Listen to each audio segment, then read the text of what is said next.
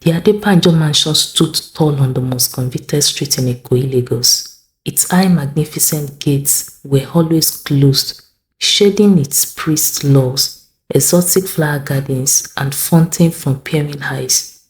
Chief Kola Adebanjo, a man whose fortune was as deep as the rumors surrounding it. Everyone in Lagos knew Chief Kola, the oil magnate who climbed to unimaginable wealth with speed that left tongues wagging. But as much as they knew about his riches, they knew even more about his love for his wife Amaka. Amaka was a perfect complement to Kola. Her beauty was breathtaking, her poise regal, and her presence magnetic. Wherever Kola went, Amaka was by his side, her laughter as bright as the diamonds she wore. They were inseparable, and their union seemed like a fairy tale until tragedy struck. Amaka fell ill one morning, complaining of sharp chest pains and shortness of breath. Kola rushed her to the best hospital in Lagos, but despite every effort, she passed away that evening. Kola was inconsolable, his cries echoing through the halls of the hospital. News of her death spread quickly, and Lagos was ablaze with shock. Days turned into weeks, and the usual burial rites were delayed. Family members gathered, urging Kola to honor tradition and lay Amaka to rest, but Kola flatly refused. "I cannot bury her," he said in a tone that silenced every argument. "I love her too much to let her go." It wasn't just words. Kola made arrangements to preserve Amaka's body. He imported an advanced refrigeration system and had a glass case built to house her. The case was placed in the mansion's main living room, surrounded by fresh roses and soft lighting. Kola instructed the staff to treat the room with reverence. He began spending hours sitting beside the glass, talking to Amaka as if she could hear him. Neighbors whispered about the strange happening in the Adebanjo mansion. Some pitied Kola, calling his actions a symptom of deep grief. Others found it disturbing, accusing him of going mad, but Kola paid no mind to the rumors. "I won't let her go," he murmured to himself as he caressed the gold glass of Amaka's case. "She is my everything." Within the mansion, the atmosphere grew tense. Kola's once jovial household staff were now on edge. Blessing, the young housekeeper, was particularly uneasy.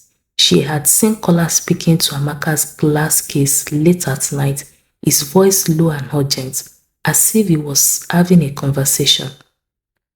"Kola is grieving," she told herself, but even she couldn't deny that something felt wrong. The gardener, Musa, refused to enter the house after sunset. "Papa's love don't turn madness," he whispered to Blessing one evening. "Something dey for this house wey no pure." Blessing didn't respond, but deep down she agreed. The mansion had grew colder, not just physically because of the glass case, but in an unexplainable way that sent shivers down her spine. One day, Kola's elder brother, Pastor James, paid a visit to the mansion. James was the opposite of Kola, reserved, deeply religious, and skeptical of Kola's extravagant ways. When James entered the living room and saw the glass case, he stopped in his tracks. "Kola," he began cautiously. "What is this?" "It's Amaka," Kola replied simply, his tone devoid of emotions. "I can see that," James said, struggling to keep his composure. "But why? This is not right. She deserves to rest." "She is resting," Kola said, turning to face his brother. His eyes were dark, almost lifeless. "Here with me, where she belongs." James tried to reason with him, quoting scriptures and tradition, but Kola was unmoved. "Leave," Kola finally said. "You don't understand what we had, what we still have." James left the mansion deeply disturbed. On the anniversary of Amaka's death, Kola organized a private dinner in her honor. He dressed in his finest agbada and had the chef prepare all of Amaka's favorite dishes. The staff were instructed to stay out of sight, but Blessing couldn't resist sneaking a peek. Through a crack in the door, she saw Kola sitting at the long dining table, Amaka's glass case placed at the head, He raised his glass in a toast, his voice steady and filled with emotion. To my queen, he said, even in death, you remain my greatest treasure. Blessing's hands trembled as she watched him. She could have sworn she saw a flinger of movement in the glass case. Shaking her head, she backed away and ran to her quarters, determined out to put it out of her mind. That night, unable to sleep, Blessing decided to tidy up Amaka's old room. As she cleaned, her hand brushed against a drawer that refused to close properly. Curious, she pulled it open and found a diary tucked beneath some old scarves. The cover was worn, but the handwriting was unmistakably Amaka's. Blessing hesitated, knowing she was crossing a line, but something compelled her to open it. As she flipped through the pages, her heart began to race. Amaka had written about her life with Kola, their love, their dreams, and something else. Blessing froze as she read a single line. Kola's wealth is tied to me. If I ever leave him, everything will crumble. Blessing snapped the diary shut, her mind racing. What did Amaka mean? And why hadn't Kola buried her? As the mansion grew silent, Blessing felt the weight of the secret she had uncovered. Unknown to her, Kola was watching her from the shadows, his expression unreadable. Blessing barely slept that night. Amaka's diary was tucked under her pillow, its contents replaying in her mind like a haunting song. Every word she read made her question the man she worked for. Chief Kola Adebanjo was no ordinary widower, consumed by grief. He was hiding something, and it was tied to his wealth, his wife, and the shilling glass case in the living room. As the morning sun filters through her window, Blessing decides she needed answers. But how could she ask questions without risking her job, or worse, her life? At breakfast, the staff gathered in the kitchen, as they always did. The air was thick with unease. Musa the gardener was the first to break the silence. Did anyone else hear strange noise last night? He asked, his voice low. The cook, Mama Efe, glanced up sharply. What kind of noises? Like someone talking, Musa replied, but not normal talk, like arguments. Blessing still faint, but said nothing. She had heard it too, muffled voices from the direction of the living room, but when she crept out to check, the room was empty, except for Kola sitting by Amaka's glass case. His head bowed. You people like gossip too much, Mama Ife said, trying to dismiss the conversation. Chief is grieving. Let him grieve how he wants. But it is not normal, Musa muttered. Keeping a dead body in the house, talking to it, something is not right, Mama. Blessing finally spoke up. Did you ever wonder why I won't bury her? The room fell silent. No one wanted to voice what they were all thinking. That afternoon, Blessing found herself alone in the hallway when she bumped into Sheyi, Chief Kola's driver. Sheyi was younger than most of the staff, sharp-eyed and curious. He noticed her troubled expression immediately. Blessing, you dey okay? He asked. She hesitated, unsure whether to confide in him, but Sheyi's curiosity was infectious, and she felt a desperate need to share her body. I found something in Madame's old room, she said in a whisper. What thing? She asked, his eyes narrowing.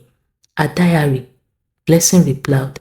It's strange. She wrote about Chief's wealth, and now it's connected to her. It doesn't make sense. Sheyi leaned closer, lowering his voice. I've seen things too.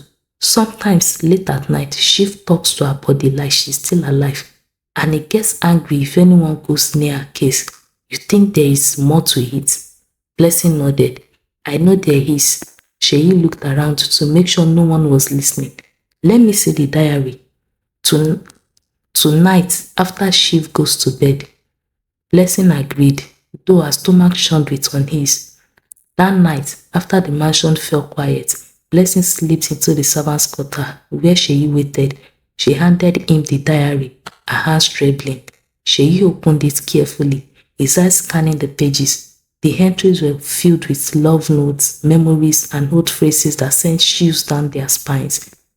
I always knew Kola's ambitions would come at a cost, Amaka had written, but I didn't realize the price would be me. What does that mean? Sheyi asked, his voice barely audible. Blessing shook her head. I don't know. Keep reading. Sheyi flipped to a page that seemed hastily written, the handwriting messier than the others. Kola was warned. He was told to keep me close, no matter what, alive or dead. If I leave him, everything will fall apart. But I can't live like this anymore. I have to find a way out. Sheyi sat back, his face pale.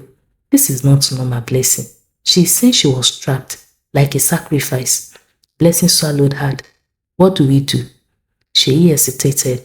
We need more proof, something we can show to the authorities or our family. But for now, keep this diary safe. She must never know we have it. Blessing nodded, but fear gripped her heart. She had no idea how closely Kola was watching her. The next morning, Kola's mood was darker than usual. He barely spoke to the staff, his eyes cold and calculating. During lunch, he called Blessing into his office. Sit, he said, gesturing to a chair across from his massive mahogany desk. Blessing obeyed, her hands clasped tightly in her lap. I have noticed you've been distracted lately, Kola said, his voice calm but menacing. Is there something you need to tell me? Blessing shook her head quickly. No, sir. Kola leaned forward, his piercing gaze locked onto hers. You have been here long enough to know the rules of this house. Privacy is important to me. My business is my business. Understand? Yes, sir, she whispered, her heart pounding. Good, Kola said, leaning back. Go back to work. And Blessing. Yes, sir. Stay away from Amaka's things. Blessing breath caught, but she nodded and hurried out of the office. As she walked back to the kitchen, her mind raced. How much did Kola know? That night, Sheyi decided to take a risk. While Kola was in his office, he sneaked into the living room. The sight of Amaka's glass case made his skin crawl, but he forced himself to approach. As he leaned in to inspect the case, he noticed something he hadn't seen before. A faint crack in the glass. His heart skipped a beat. What are you doing here? Kola's voice thundered through the room, making Sheyi jump.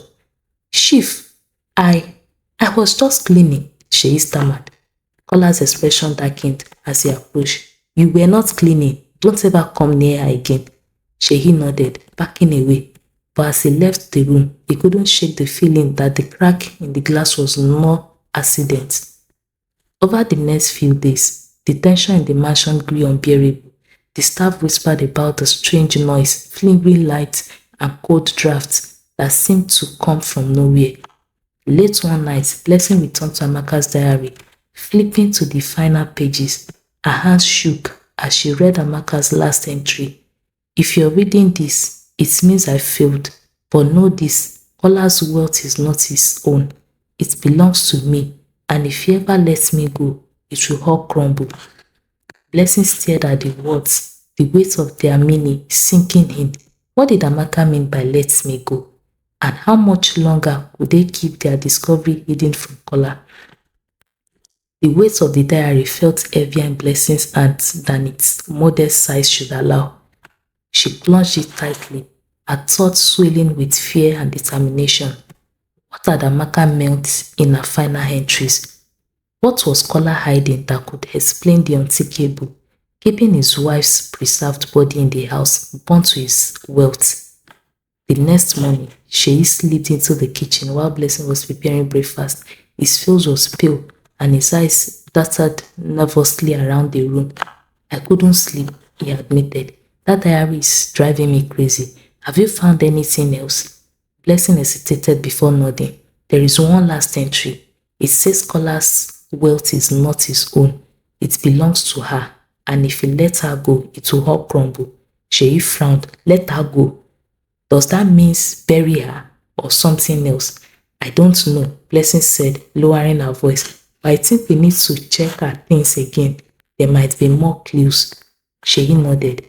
We will wait until he leaves the house. He's been going out more lately, probably to meet those shady business partners of his.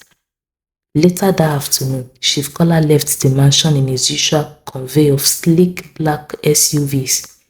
As the gates swung shut, Sheyi and Blessing wasted no time.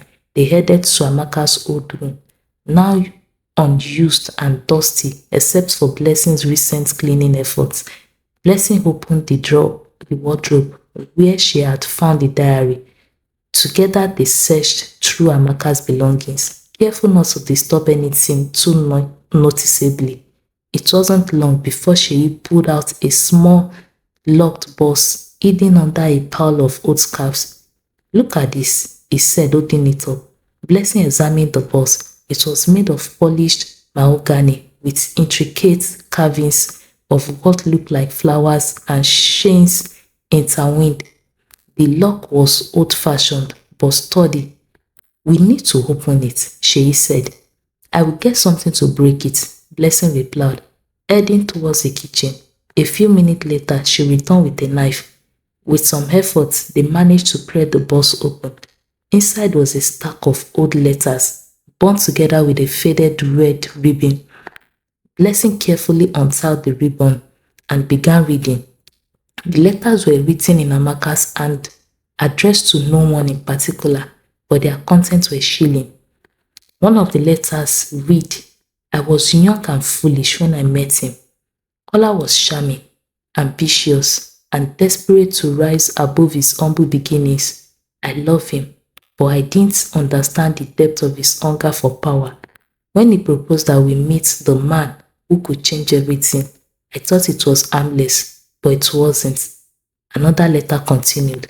"The man, his name was Bamidele, made us an offer. Kola would become rich beyond his wildest dreams, but there was a price. I was that price. Kola agreed without hesitation. At first, I didn't understand what it meant. I thought it was symbolic, but over the years, I began to feel it. My energy, my spirit, it was being drained. Kola didn't seem to notice, or maybe he didn't care. He was consumed by his wealth, his power, and his success." Blessing felt a chill run down her spine as she read the final letter.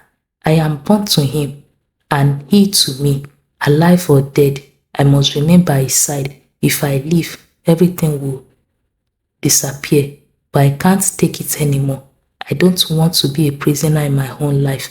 I am looking for a way out, even if it means..." The letter ended abruptly, as if Amaka had been interrupted. "What does this mean?" Sheyi asked, his voice trembling. "She is saying she was sacrificed," Blessing said, her voice barely above a whisper. "Kola's wealth isn't natural. It's tied to her. That's why I won't bury her. She is gone. He loses everything." Their discovery weighed heavily on them, but they knew they couldn't act immediately. Kola was unpredictable, and they needed to be careful. For days, they pretended everything was normal, going about their duties while keeping a close eyes on him. One evening, Blessing saw a chance. Kola was in the living room, seated by Amaka's glass case, speaking softly to it. She couldn't make out his words, but his tone was pleading. Gathering her courage, Blessing stepped into the room. "Sir." Kola looked up sharply, his expression unreadable. "What is it, Blessing?" I want to ask about Madame," she said, trying to sound hesitant. Kola's eye narrowed. "What about her?"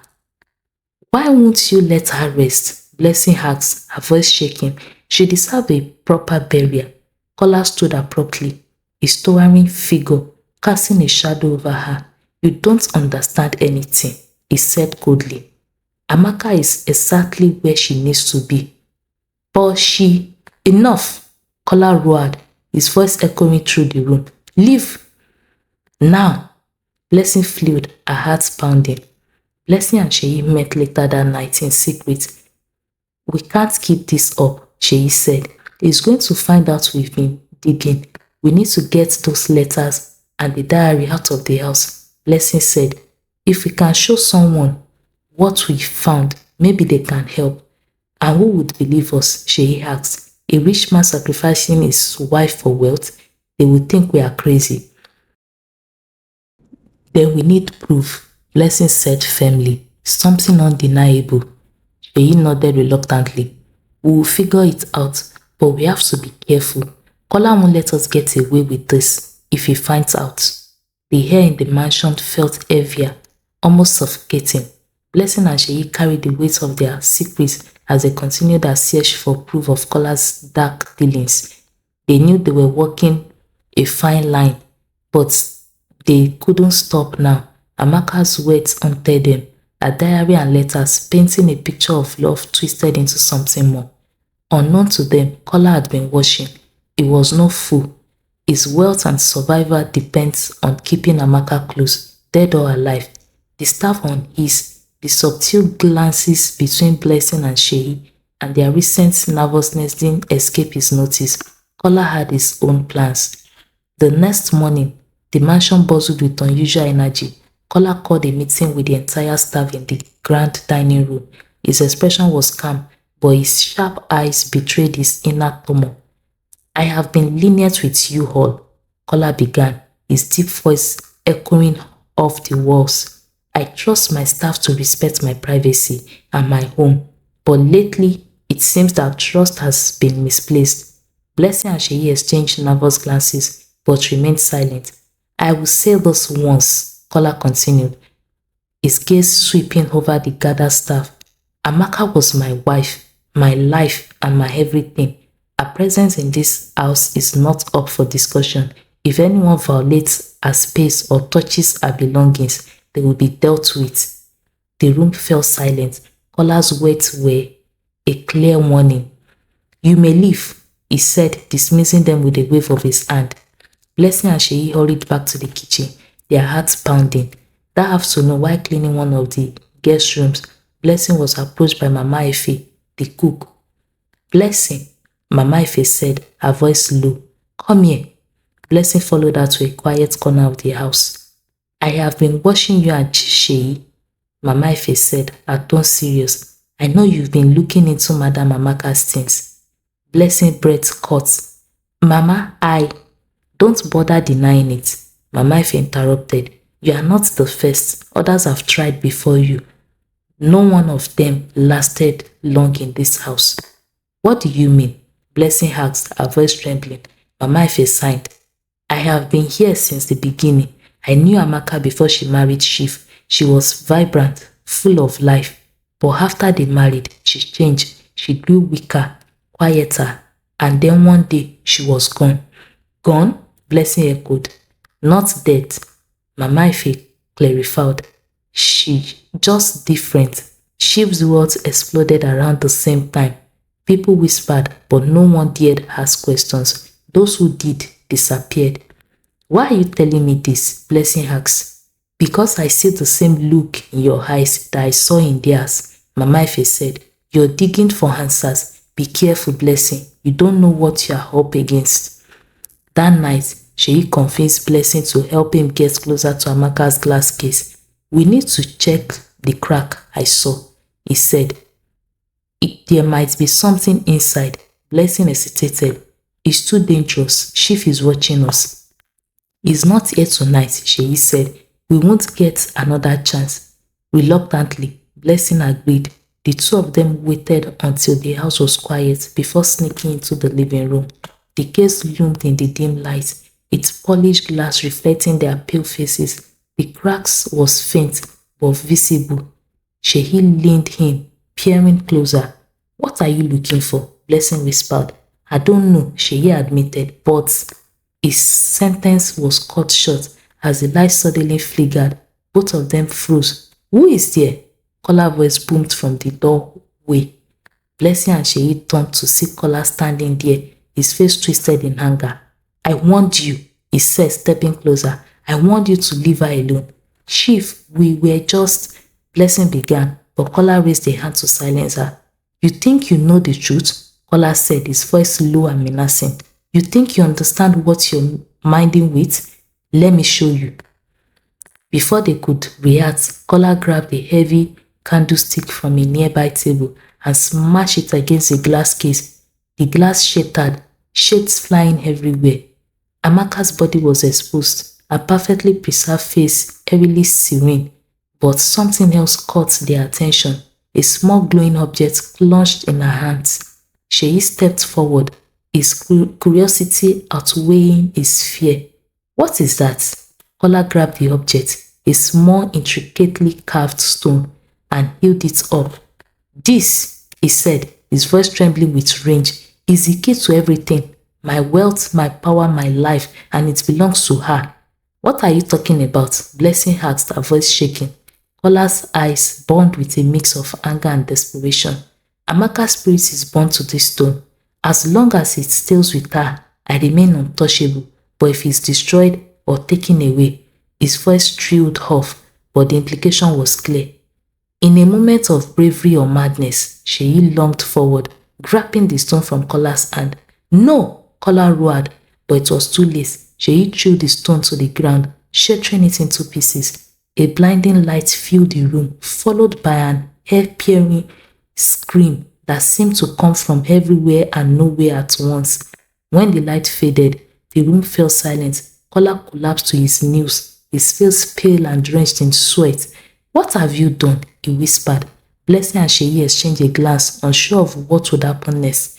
The silence in the room was deafening. Kola remained on his knees, staring at the shattering remnant of the glowing stone. His breath was shallow, and his hands trembled. Amaka's body, once serene and untouched, now appeared different. Her skin dulled, her features less lifelike, as though the bond that had kept her preserved was gone. Blessing and Sheyi stood frozen, unsure of what they had just unleashed. The house seemed to ground as if alive.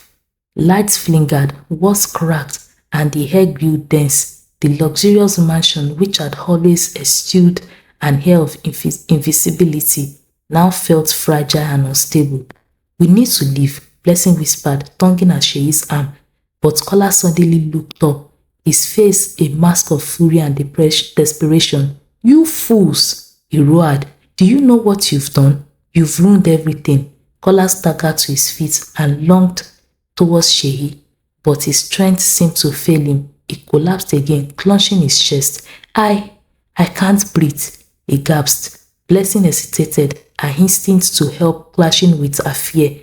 But before she could decide, the ground beneath them shook violently, throwing them all off balance. The house was collapsing, both physically and metaphorically. Blessing and Sheyi scrambled to their feet, helping Kola up despite his earlier aggression. They had no choice. The mansion was becoming a death trap. Come on, Sheyi shouted, dragging Kola towards the exit. The house ground corridor were now riddled with cracks, debris falling from the ornate ceilings.